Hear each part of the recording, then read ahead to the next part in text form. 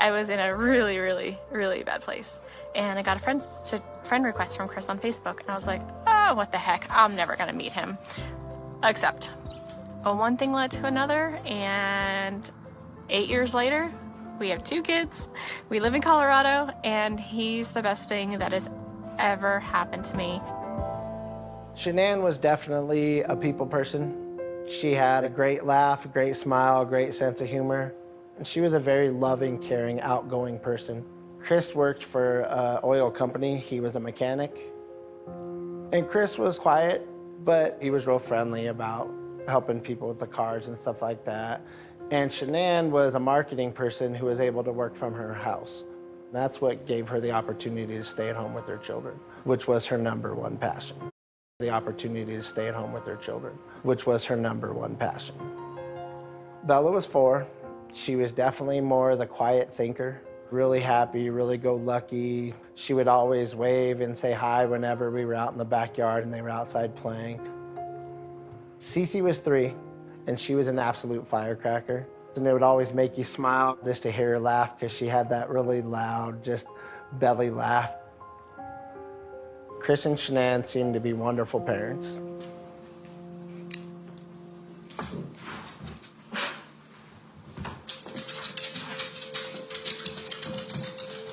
We did it again. Really? Really. That's awesome. Shanann was 15 weeks pregnant with a little boy that she was going to name Nico. Guess when you want to, it happens. They had the 2.5 kids. They had a nice, beautiful house. They both had great careers that, from what it seemed, that they definitely loved. And they just seemed to be that all-American great family.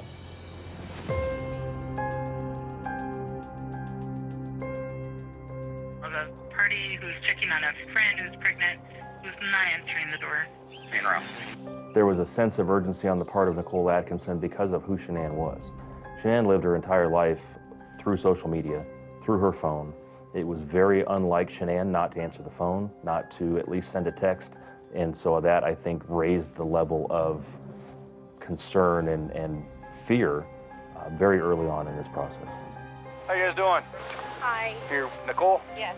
Officer Coonrod from the Frederick Police Department responded to this call for service. He makes contact with Nicole and her son. I've called, I've texted. Her car's in the garage, her shoes she wears every single day right in the front door. Even before Nicole called Frederick Police, she had reached out to Shanann's husband. His response to her was, oh, she was going on a play date today with the girls, she must be there. She told him that she was going to call the police, and Watts' response was, well, hold on a minute, I'm on my way back, I'll be there in 45 minutes. They have the thing flipped up here. Oh, what about the garage door? I don't Is know. there... I'm just gonna check the back, see if I can see anything.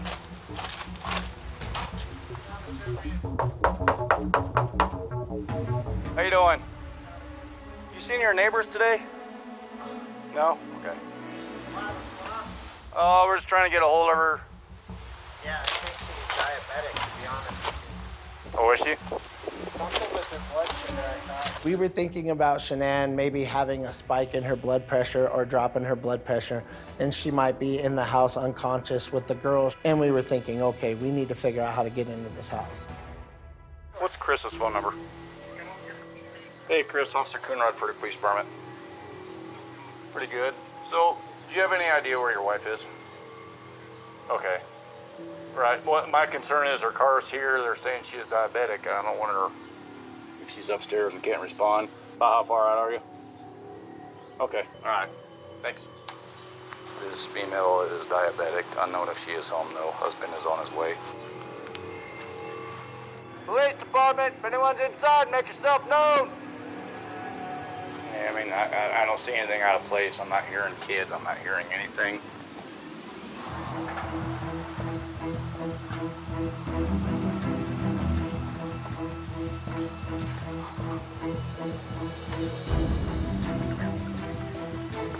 Scott, how you doing? How's it going?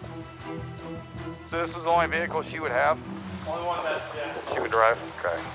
The fact that Shanann's car was still in the garage, the car seats that belonged to Celeste and Bella were still in the car. It didn't sound like there was anybody in the home. The house was locked up from the inside. So these few things starting to add up to the officers, like, this isn't right. There's something uncomfortable about what I'm walking into here. Mind if I come in, Chris? Okay. You checked upstairs, she's not there. I just want to make sure she's not passed out somewhere. Is she diabetic? You mind if I look around? Okay, thanks. From the beginning, Chris Watts was very compliant and very cooperative. That allowed us to search the Watts residence. All the girls' blankies are gone. Their blankies they sleep with, they don't leave anywhere without them. Good. Is any of her clothes, anything like that missing? Yeah. It didn't look like she went through and packed up a bag or anything. All that with Bob's. Did she tell you anything about leaving, moving out? Not moving out. I mean, the last time I talked to her was this morning. She said she's gonna take the kids to a friend's house, and then she asked where she was gonna be. And then I've texted her today and never heard anything. But cars here, car seats are here. Unless somebody came and picked her up. But the people that I know, nobody's heard from her, nobody's seen her. In all missing person investigations, we usually want to start from the inside out. The people that are closest to the person that's missing, the person that last saw that person that's missing, Chris Watts, by his own words, was the last person that saw Shanann Watts. This is her purse? That's her purse. It's her medication. She takes these, her medication's still in here. What about the local hospital? Along with the purse and Shanann's own medications, Celeste had a very significant allergy, causing Shanann to have to take with her an EpiPen everywhere she went. That EpiPen's on the countertop. Her phone's here. Does she work? Yeah, she works from home. Oh, from home? She works, this is her lifeline. The people that know Shanann know that she was very attached to her cell phone. That was something that she would never leave the house without. And to have the purse, her car, the car seats, all of those things still left inside seemed very, very strange. You guys have any kind of issues, marital issues? On Monday, August 13th, we had a missing pregnant mom and her 2 young daughters. The pregnant mom was named Shanann Watts, and her little girls, Bella, who was 4, and Celeste, who was 3, were also missing. People rarely leave without a trace. When little kids are involved especially, that's nearly impossible to just vanish. The way that it seemed like Shanann, Bella, and Celeste had done. Watts told the officer that when he leaves to go to work in his work truck at 5:30 or so in the morning, that Shanann is still in bed, that the girls are each in their own beds, and that's how he left them. While the officers are still over at the Watts home, they're contacted by the Watts neighbor, Nathan. I knew that my security camera would catch any of Shanann leaving or someone coming in the house or her leaving with a friend. Nate came forward and showed the police that surveillance video, and Chris was there too. And all this was captured on the body camera.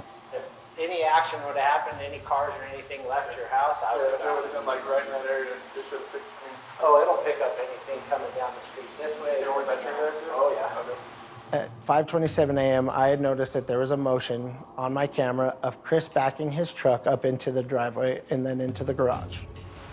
We usually park out there on the side and get everything back in. It'd be easier to run everything out there, all the tools that I had to bring in. What the video shows is Chris making several trips from the garage out to the driver's side of the vehicle, which is on the other side of the car from the angle that the camera is placed. So you can't see what, if anything, he's putting in the car per se. Loading my stuff up in my coolers, my water jugs, my book bag, my computers, some of the tools that I have in the toolbox. I knew I was going to have to do some pumping into rubbers today. That's why I was out so far. I was definitely hoping to catch Shanann leaving with Bella and Celeste. I was hoping we might catch somebody coming and picking them up to take them on a play date like Chris had said, but we had picked up no other motion or anything like that coming from their house. The camera on the front of Nathan's house shows that truck leaving at 5:45, and a part of a thorough investigation at a very early stage is creating a timeline. What time did the husband leave? Where was the wife, where were the children at these particular times, and they're really starting to fill in those gaps. Chris, I had noticed that he wasn't watching the tape. He was looking down at his phone a lot, he was looking away a lot, and every time he did say something, he was trying to prove a point. No cars came through because I guarantee with the headlights, it picked up the headlights. Oh yeah. And my Vivint said that at 5:27, my garage door was left open. I definitely was watching Chris's body language, and at that point in time, he definitely could have been freaking out because his wife was gone and his children were gone. I just personally thought the way he was acting was a little strange. As a father, like, my eyes would have never left that screen. No. The officer, even at this point in time, with the things that he is seeing, it has to keep an open mind. You can't start having tunnel vision on one person right away to the exclusion of everything else. But there is a sense that we need to start looking at this from a criminal investigation standpoint, not just a welfare check anymore.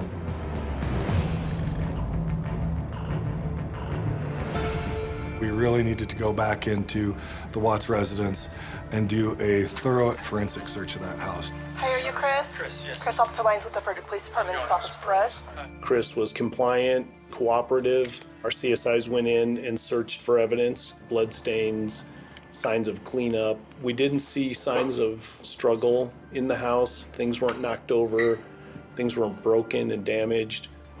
They are really organized people. Canines, cadaver dogs had gone through to pick up scents. We did notice the top sheet of the bed was missing, which we thought was a little out of place considering how clean everything else was. We didn't find any evidence inside the house. The Frederick Police Department reached out to the Colorado Bureau of Investigation, as well as the FBI, and requested assistance with the missing person investigation. We ran criminal histories on both Chris Watts and Shanann Watts. Neither one of them had a criminal record. So part of the investigation, I needed to know who Shanann was. And so I started looking at her Facebook page. I can kind of appreciate her attitude, I guess, sometimes. I come from a long line of Italian women, so we're very strong, sassy, assertive, and that's how I pictured Shanann. It was obvious she loved being a mom, she loved being a wife, and she loved what she did for work. The Frederick Police Department, they did a neighborhood canvass. They knocked on a lot of doors. They started contacting businesses in the area that might have surveillance videos. How are you? What's going on? We are looking for her and for her kids. Tonight, police issued a missing endangered alert for Shanann Watts and her 2 daughters. Her husband says she's been missing since Monday morning. I hope that she's somewhere safe right now and with the kids. I just want them back. I just want them to come back. And if they're not safe right now, that's what's tearing me apart. Because if they are safe, they're coming back. But if they're not, this has got to stop. Like, somebody has to come forward. So we're all watching Chris's first interview basically live on the 5 o'clock news. Did you guys get into an argument before she left? It wasn't like an argument. We had an emotional conversation, but I'll leave it at that. But I want everybody to just come home. Like, wherever they're at, come home. That's what I want. Chris talked about how he and his wife had had an emotional conversation right before she went missing, which I thought was strange, that you would talk about that on the news. Shanann, Bella, Celeste, if you're out there, just come back. Like, if somebody has her, just please bring her back. The concern that he professed to have for his wife and kids seemed very feigned, seemed very cold and calculated. Even though people grieved differently, he was so extraordinarily calm and was internally inconsistent in what he was saying and how he was saying it, that it raised a lot of red flags. It just really struck everyone as, what in the world is going on? If my family was missing, I would be an absolute wreck. So the fact that he was clean cut, real calm, real cool, kind of seemed collected, definitely put a big red flag up for me. I need to see everybody. I need to see everybody again. This house is not complete without anybody here. Please bring her back. I think we were all in shock, and I recall immediately turning around to Special Agent Coder of the FBI, who I had never met before, and I just said, oh, we need him in a room with us that's recorded, and we need to get his story down right now.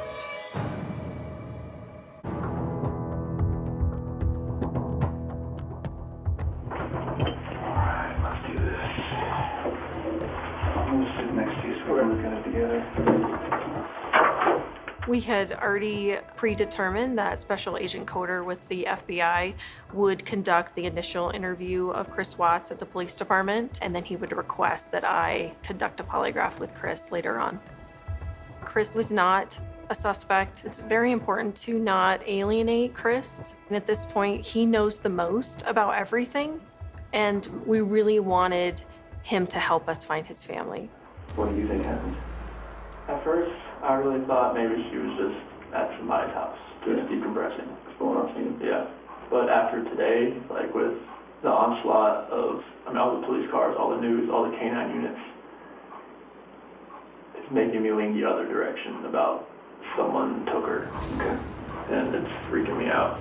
I was able to watch a live feed video of the interview as it was happening, and it was extremely important to get a baseline story from Chris. This husband whose wife and children are missing, he's the last one to have seen them. He can give us the information that we need to help find them. Special Agent Coder had Chris actually write out a written statement, and so they spent, several hours going over Chris's statement in great, great detail. So, 1:40 a.m., doorbell, detects a visitor. It showed Nicole dropping her off. Okay. 2 a.m., Shanann gets in bed with me. 4 a.m., that's when my alarm goes off for work. Start having a conversation with her about putting the house up for sale and talking about it. Proceeding with the separation. Okay. And it gets pretty emotional because we have 2 beautiful kids and we have one on the way. At that point, we had Shanann's phone. And some of the things that we were learning from going through Shanann's phone is that she had been talking to a lot of her girlfriends about Chris becoming very distant. They had even talked about counseling, and Chris was resistant. It was very emotional. We were both crying, and at the end, we just said, she said she was going to take the kids to her friend's house today. She would be back. Okay. And I was like, okay. Looking back on that conversation, can you connect the dots between both of you being upset and crying, and here we are, and now she and the kids are gone? I think about, did I cause this? Did I make her feel like she needed to leave? Maybe she sat there and thought about it, do I really need to stay here right now? If he doesn't love me, maybe I should just go. It seemed like Chris was definitely taking a small portion of responsibility for her disappearance. But I felt like Chris was not being honest and was not telling the complete story. At that point, Special Agent Coder really needed to kind of turn up the heat. The day she goes missing is the day that you guys have marital discord. So you can understand what I'm thinking about you. Yeah. Makes me sick to my stomach, honestly.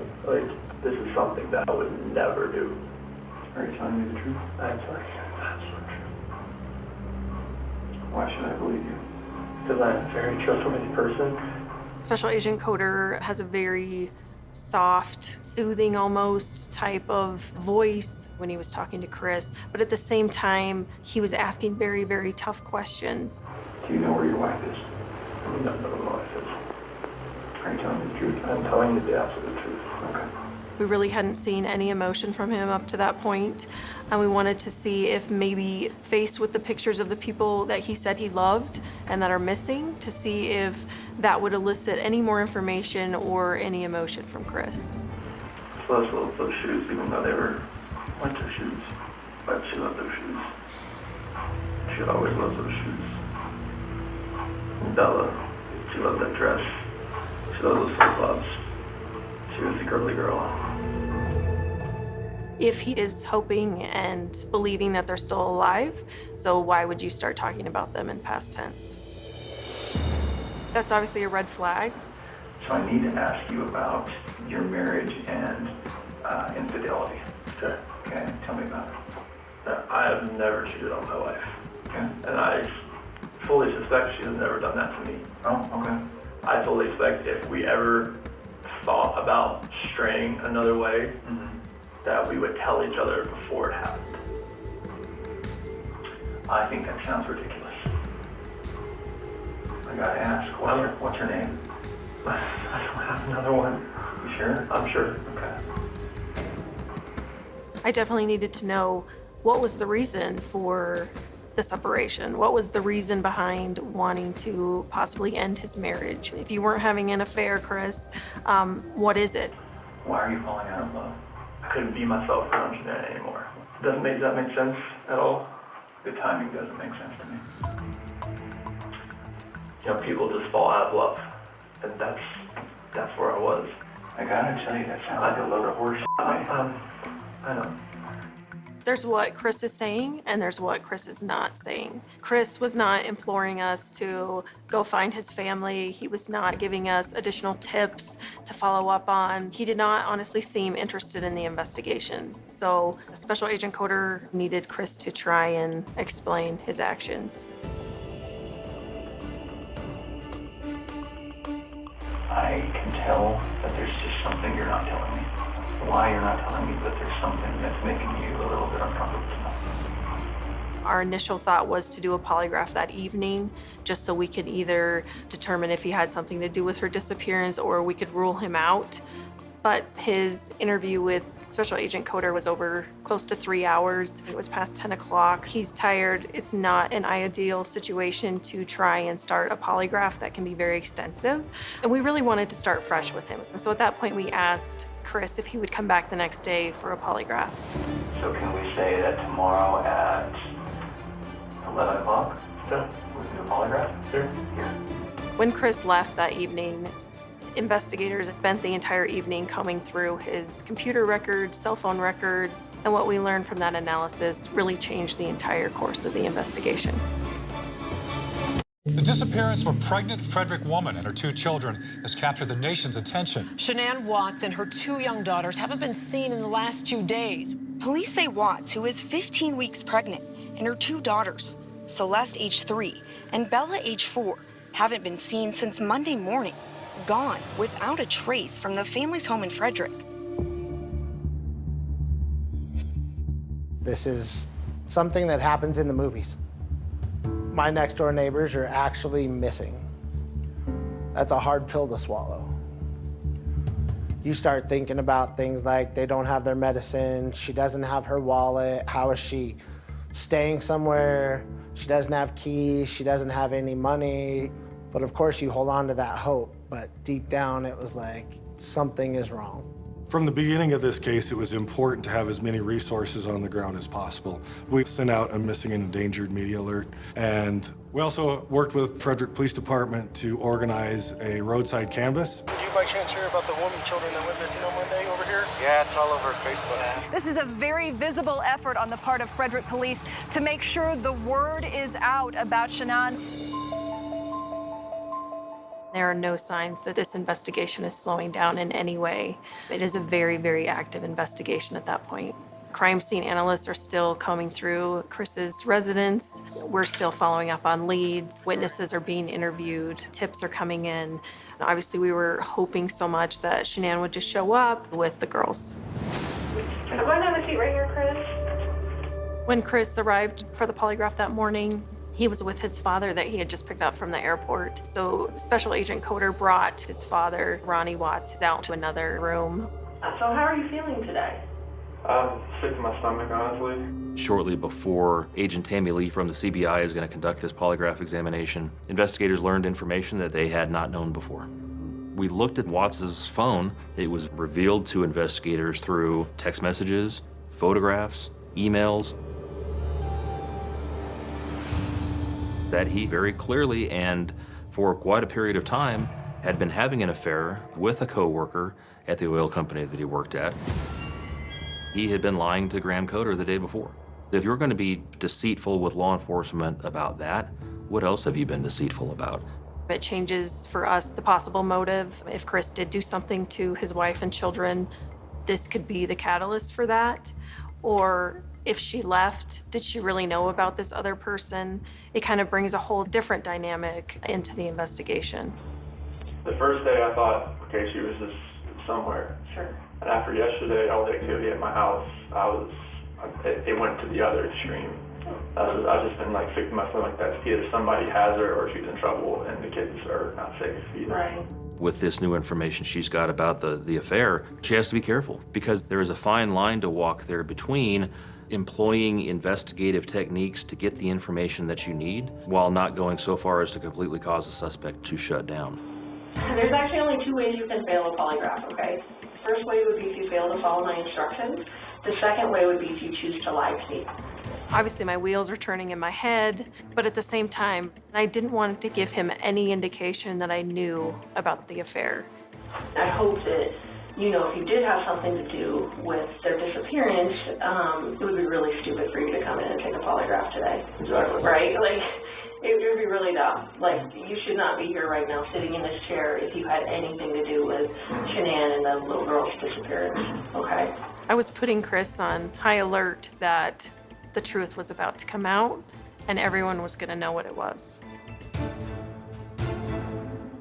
I definitely wanted to see if Chris was going to keep lying about the infidelity, so I brought up if he was having an affair. Did she accuse you of anything? I mean, being a woman, I mean, she's like, is there somebody else? I'm like, no, there's nobody else. I mean, Did she seem like she believed that? when I told her there's nobody else, yeah, she knows that I wouldn't do that to her. This is a very, in the grand scheme of things, a very small thing for him to be lying about when his wife and daughters are missing for 48 hours. Why are you lying about having an affair? The pre-test interview with Chris lasted close to 3 hours. I felt like I had received all the information I was going to get from Chris. At that point, it was time to start the polygraph examination. And the coolest thing about this is right now, there's only one person in this room that knows what the truth is. And in about 5 minutes, there's going to be 2 of us. I wanted Chris to know that the gig is up. If he had something to do with her death, I was about to find out. Did you physically cause Shanann's disappearance? No. Are you lying about the last time you saw Shanann? No. Do you know where Shanann is now? No. This portion of the test is complete. Please remain still while I take the instrument out of operation. At that point, I took my computer out of the room to grade the charts. Grading scale, for someone who is a truth teller, we would consider them to be a +2 or higher, and we would consider someone to be deceptive if they were a -4 and below. Chris Watts scored a -18. He failed every question on the test. That deception on that polygraph causes Watts to become our primary suspect.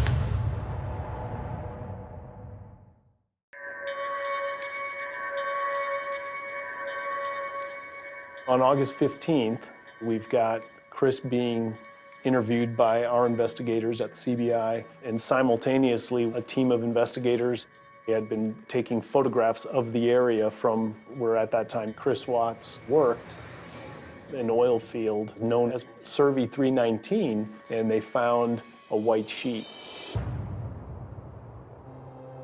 Knowing that the bed was stripped, first thing we wanted to do was find out if the pattern on those sheets matched. They also found an area of disturbed dirt. We started thinking shallow grave. We've got red flags going up all over the place now.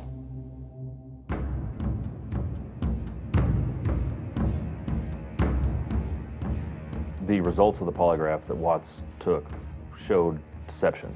In other words, he failed. Now we're shifting, right? We're shifting to interrogation mode. How can we get Chris to tell us what the truth is? So I brought Graham in here because we want to talk to you about the results, okay? Sure. When I walked back in the room with Special Agent Coder, my attitude had completely changed, on purpose. I was no longer Chris's friend. I was no longer this joyful investigator that's just here to administer this polygraph. Now I'm here for the truth.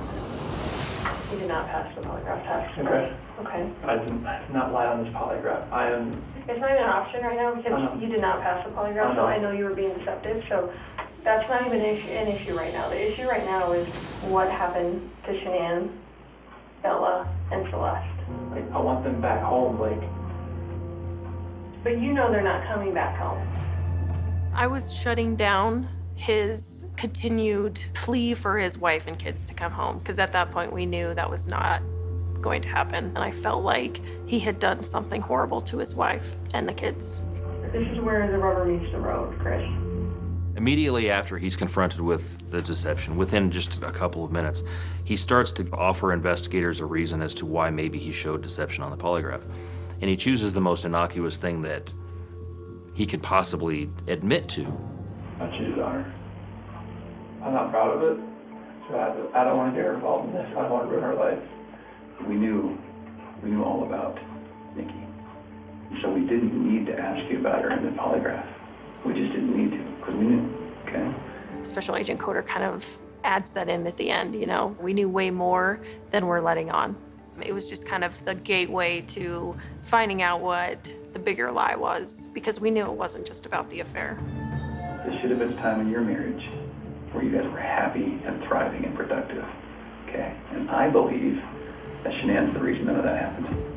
You know, it's common in these types of cases that there's some victim blaming, so that it's easier for the suspect to say, yeah, it wasn't all just me. Like, I did it because they pushed me to it, or I was forced to do it.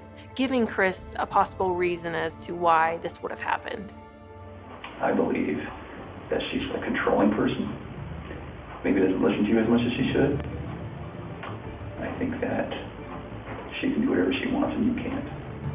Agent Coder and Agent Lee are providing him other alternatives, other possibilities as to what may have happened, other reasons that something may have happened, in an effort to try to see what his reaction is going to be. Chris, did Shanann do something to them? No, I don't know. I'm serious. I have no clue. No, you would have known, because they didn't leave the house. Did Shanann do something to them, and then did you feel like you had to do something to Shanann? They were at the house when I left. They were there. Vilifying Shanann, it's a technique that we can use to eventually get the actual truth. We just needed to find Shanann and the girls. Maybe Shanann did it, and you felt compelled to fix this so Shanann didn't look bad. I feel like you cleaned up for her. But I don't know, you're not telling me that, so it makes me think the worst. Like, did you do that to all three of them? I did not do anything with these kids. He was definitely more deflated. He was kind of hanging his head down. He kind of seemed exhausted from it all, honestly. Can I talk to my dad or something? I just can't talk to my dad. Like, I flew across the country. Watts makes a request of the investigators to speak to his father. They have to make a decision on the spot. They don't have an opportunity to make a phone call to their supervisor. They don't have an opportunity to call somebody from the DA's office and say, hey, what do you think I need to do? There were so many things in play at that moment that it was such a risky move, and we had to really make a split-second decision on whether we could allow Ronnie Watts into the interrogation room or not. Hey, Craig, how about this? If we brought your dad in here, would you please tell him what happened? Can I go out there and talk to him? Well, I don't know that you want to do it out there because there's a lot of people going through the halls. Should we bring him in here? We'll step out. Okay. Do you need a few minutes with him? Okay. You have him on the ropes. You can see it. The risk you run is that a father, Ronnie Watts, walks into the room, turns into the protective father for his son, and tells him, you need a lawyer. Hey, Chris. He lawyers up, this interview's over.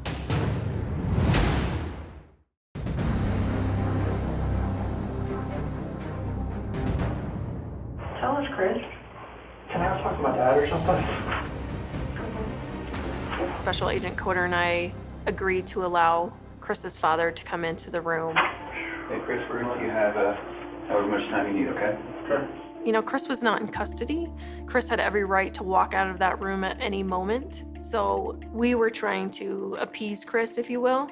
We wanted him to know, you know, your father wants to know what the truth is. He flew across the country to support you, and he's not going to stop supporting you just because you tell him what happened. We had absolutely no idea which way this is going to go. Is he going to come in and protect his son and shut us down, or is he going to encourage him to tell the truth? As soon as Ronnie entered the room, Special Agent Coder and I had pretty much ran to the observation room in order to watch the interview. It was definitely a make or break moment. They were speaking very quietly, so everyone in the command post was silent. Polygraph failed it. Too much emotions. So I mean, they're not gonna let me go. Is any reason why they shouldn't? They know I had an affair. Anything else you want to tell me? What's going on? I don't want to protect her. What? I don't want to protect her.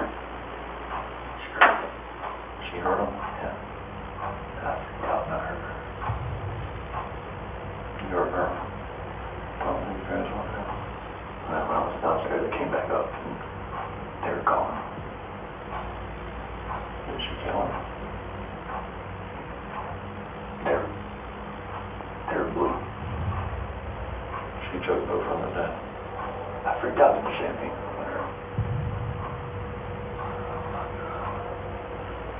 She killed those who see him off. Choked them to death. That's rage. I'm bad.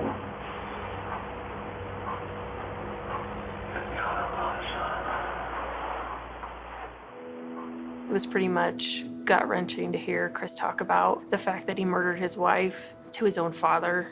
It was the theme of Shanann doing something to the girls that I had just given him prior to leaving the room, but to actually hear that come out of his mouth was shocking.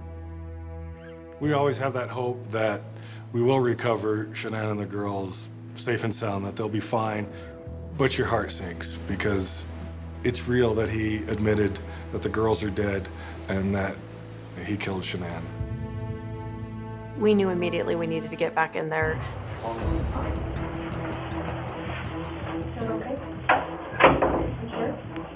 I could tell Chris was not comfortable with me rubbing his shoulder, but that I was okay with that. I wanted him to be uncomfortable, and I wanted him to look at me and to focus back on our questions.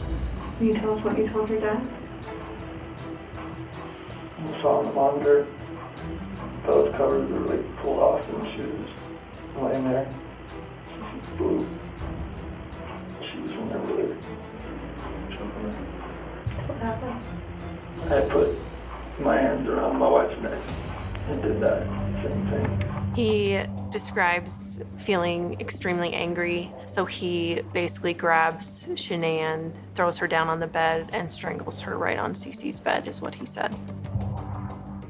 This was him seizing upon an opportunity to shift the blame away from himself as much as he could and towards somebody that no longer could defend herself. It is crucial at this point in time that we find out where they are so that we can really start working on the homicide investigation portion of this to make sure that once he's handcuffed and once he's put in jail, he's never getting out. Where are they now? To find your babies. Did the hard part. All you have left is to tell us where they're at. They're gone. There's no bringing them back. Internally, there's outrage. I didn't want to show that to him because I really wanted Chris to keep talking. It was very hard. Well, where are they? At that first location I went to that day. It's 319. So, Chris, are they in something? Are they under the ground? Like, where would you find them? You take us out there? I thought there's no way I wanted to walk there. Are they all three out there, Chris? Yes. Chris talked about the area being very vast. He talked about it being maybe 10 miles by 20 miles. So to me, it was very, very important that he actually describe in detail where they were at that site, just because there were so many different places where he could have buried them or hidden them. What is that? It's the Fairway 319. Okay. Whereabouts is Shanann and the girls?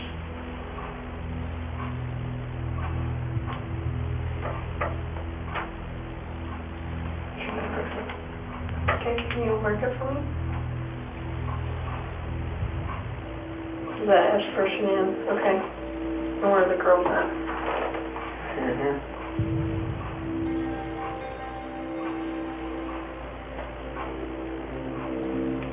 Are they in the tanks? What's in the tanks? It's a mixture of oil and water. I just couldn't believe a father could do something so horrible to his children and his wife.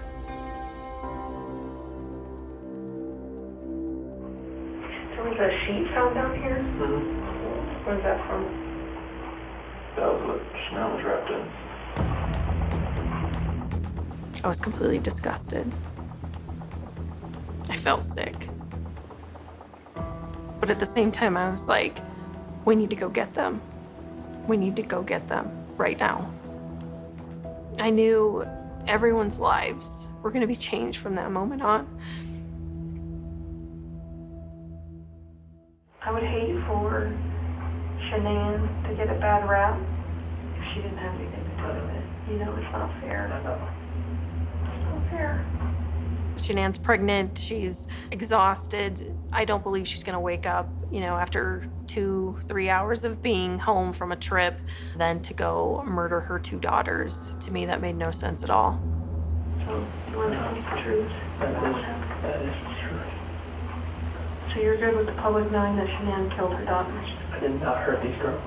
Are you okay with the public knowing that Shanann? Yes, because I did not hurt these girls. I did not believe at all that Shanann had done anything to her family to hurt them. I believed that Chris murdered his entire family. He shook my hand hours after he did this to his family. Our goal was to get that family back together as soon as possible. We all struggled with the fact that we didn't know what the truth was. The interview that he gave is worse than any of us could have possibly imagined. My daddy is a hero. He helps me grow up strong. He helped me snuggle too. He reads me books. He ties my shoes. If you're a hero, blue and blue, my daddy, I love you.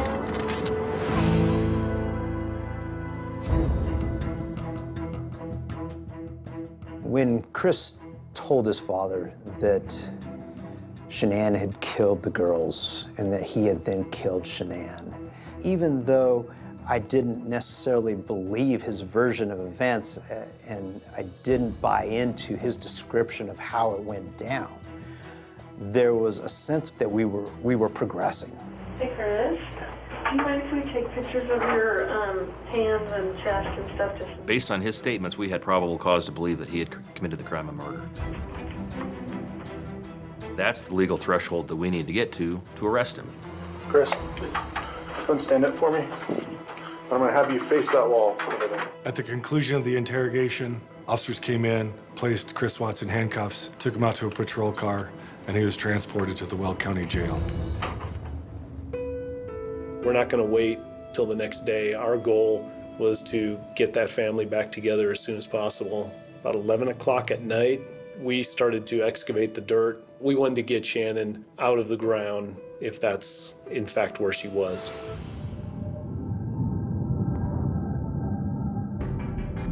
In the numerous excavations I've done, bodies are usually laid out.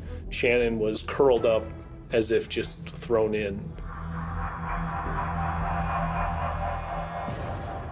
was almost discarded like trash and then covered with dirt. Chris Watts said that the children were in the oil tanks. The problem is getting them out of those tankers was a very complicated process that we knew. It was now 1:30 at night. We weren't going to be able to do that evening.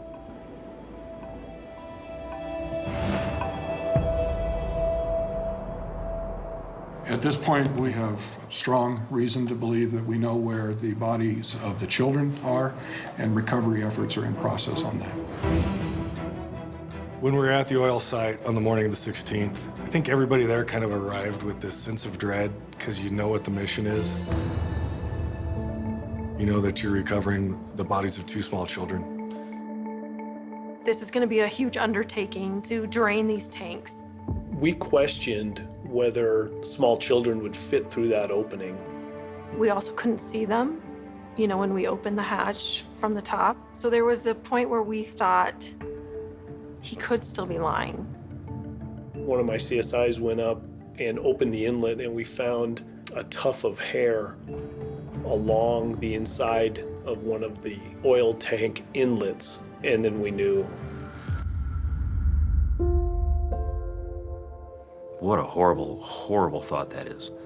Looking at those oil tanks and seeing the size of the hatch at the top, and then to have to pull them out of that oil, I wouldn't wish that upon my worst enemy.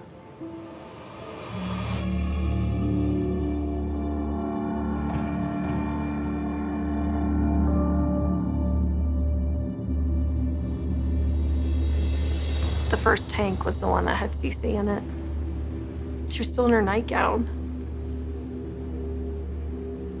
She'd just gone to bed. The second tank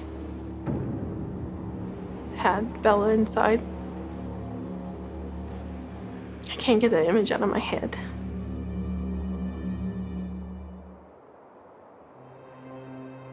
I don't see how somebody who loves their family could even possibly do something like that.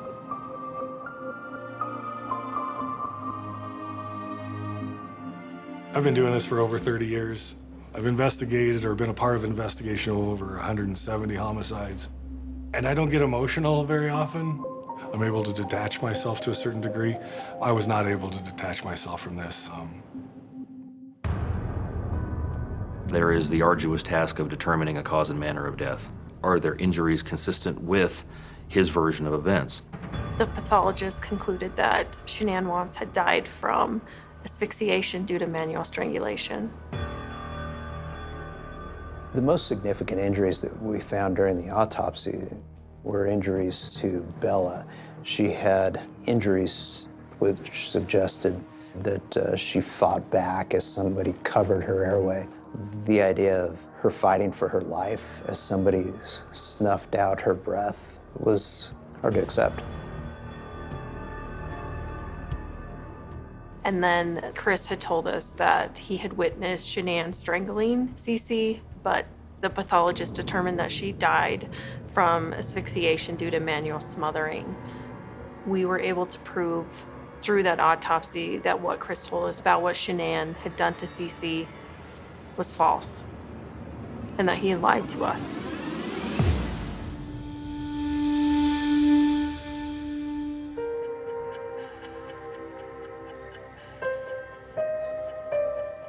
We left the autopsies feeling that Chris Watts was solely responsible for the deaths of his entire family. Under Colorado law, an unborn child can't be the victim of a homicide, but there has to be a recognition that he killed his unborn son. His unborn son is named Nico. They had named him that. So we charged him with the only charge available to us under Colorado law to give us that recognition that Nico was also a victim of his father's acts. The charge that I had available to us is called wrongful termination of a pregnancy. We knew that there was another woman who was romantically involved with Chris Watts. As soon as we got her name, she called in to the tip line and said, "Hey, I'm the other woman," essentially. And after investigating, we were confident that she had no role to play in this tragic event. Mr. Watts, why did you kill your wife and 2 children? Today, prosecutors filed a motion requesting fingerprints, cheek swabs, and hand pictures from Chris Watts. They believe Watts is responsible for all 3 deaths. It was just utter disgust and shock. He did that, and he was standing in my house hours afterward. Hopefully something comes up, dude. I think that was one of the toughest things to swallow. No. Is knowing that he shook my hand hours after he did this to his family.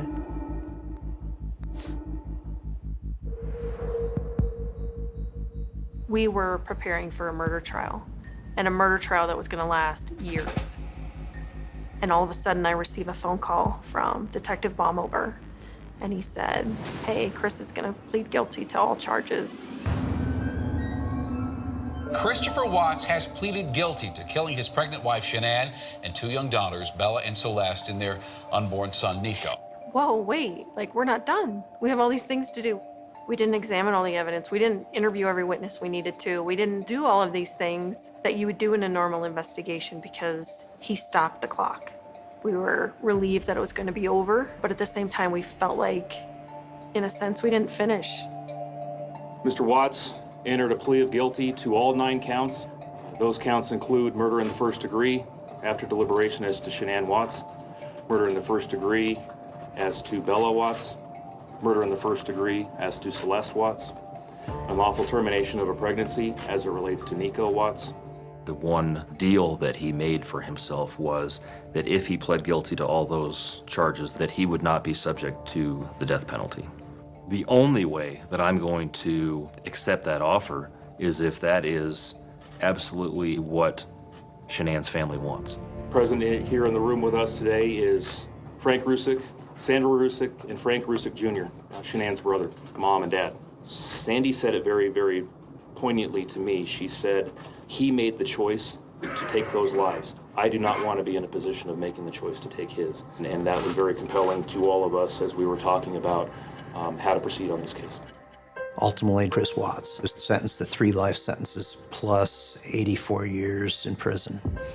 While we got some satisfaction with the fact that we knew that he would never have the opportunity to hurt anyone else again, we were all left with the fact that the story was not over. Come give me a hug. We all struggled with the fact that we didn't know what the truth was. By pleading guilty, he had admitted that he had murdered his entire family, but he had never told us what really happened to Bella and Celeste that night. They deserved to have their story told, and we needed to vindicate Shanann's memory, that Shanann loved her girls, and that she didn't have anything to do with their murders.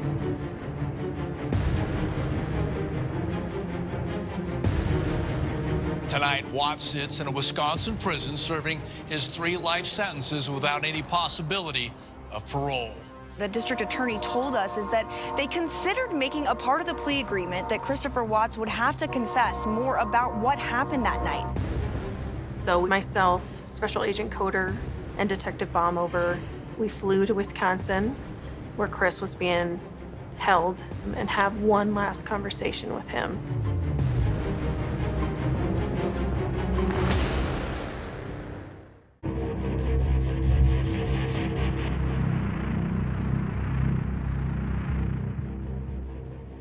Myself, Special Agent Coder, and Detective Baumover, we flew to Wisconsin, where Chris was being held, and have one last conversation with him. I needed to hear him say that Shanann did not murder her children. I needed to have that come out of his mouth. The last time we talked to you was a different situation, right? Our investigation was open and your case was open. All of our cases are closed and the court case is closed. So there's nothing that we're going to talk about today that's going to get you in any type of more trouble at all. Are you available to talk to us? Definitely. Okay. The last thing we talked about was where the girls were, but we never really got to talk about that night. So what happened? I told her I didn't love her anymore. And that's what happened. I got on top of her. And every time I think about it, I'm just like, did I know I was going to do that before I got on top of her? He talked about having the conversation while he's sitting on her and she's telling him to get off. You know, you're hurting the baby. And he doesn't get off. And at one point she tells him, you're never gonna see the kids again. And that's immediately when he starts strangling her. So what happened next? And she had her opening blanket with it. She was like, what's wrong? Tell me, mommy. And where was Shanann at that point? Yeah, just pretty much on the bed, but she was face down. Bella understood what was happening or saw what was happening. In Chris's mind, what do you do with your daughter that just is witnessing your wife dead on the bed? Did he feel like he had no other way to get out of this without doing the same to his daughters? So she followed you and you put Shanann in the truck. Okay. And then what? Put my lunchbox and stuff in the truck and then grabbed the kids and then put them. So you put Shanann in the truck, and then you put the two girls in the truck. Shanann was back there too. She was on the floor. What did they say about Shanann being on the floor?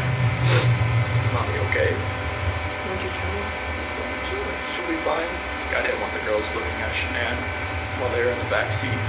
So what'd you do? I put a trash bag on one end and on her feet and on her head so they didn't have to see. We had never, nobody had ever contemplated, that I recall, in any discussion, that the girls were alive when he drove them out to the oil site. When I was driving up there, I mean, you know, they were just, you know, kind of asleep or kind of just like, you know, holding on to each other, laying in each other's laps. They were alive in your truck. You now had an hour to drive out to the oil site, and at no point did he decide to spare their lives, and it made no sense to us. Took Shanann out, and then What were the girls doing when we were here? just sitting in the back of the truck. CC was first. He used his hands to cover her mouth and her nose and smothered her to death. As soon as he knew that Cece was dead, he took her out of the truck. All the while, Bella is sitting in the truck, watching her dad walk up to the oil tank and drop her sister inside.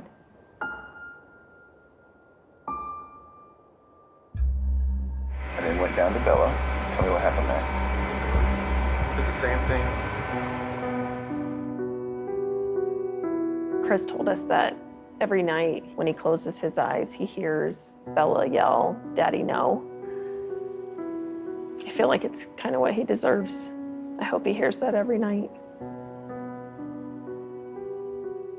You know, he didn't even cry for them. Like, I've cried more for them than he has. Like, who does that?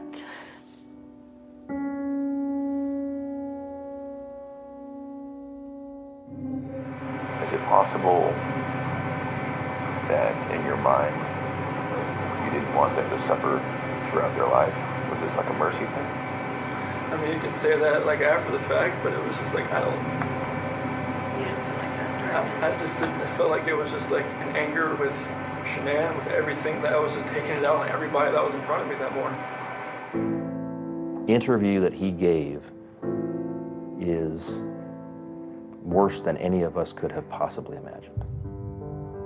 At the end of a case, usually you get a feeling of, okay, I've got a sense of the why. The why never materialized here. I was on a mission.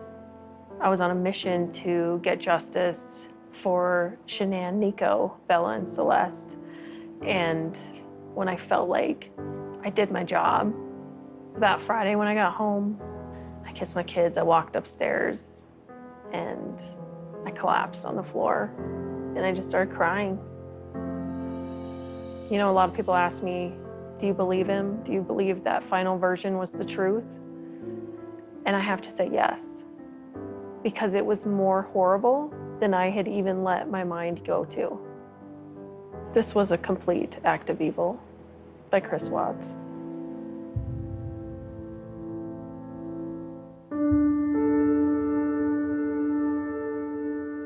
Shanann wanted to make a difference in life, and she thrived every day to make that happen.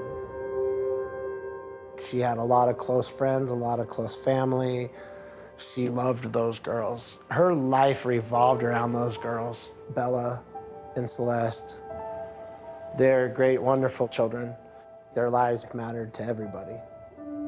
They are very loved, and she did make a difference.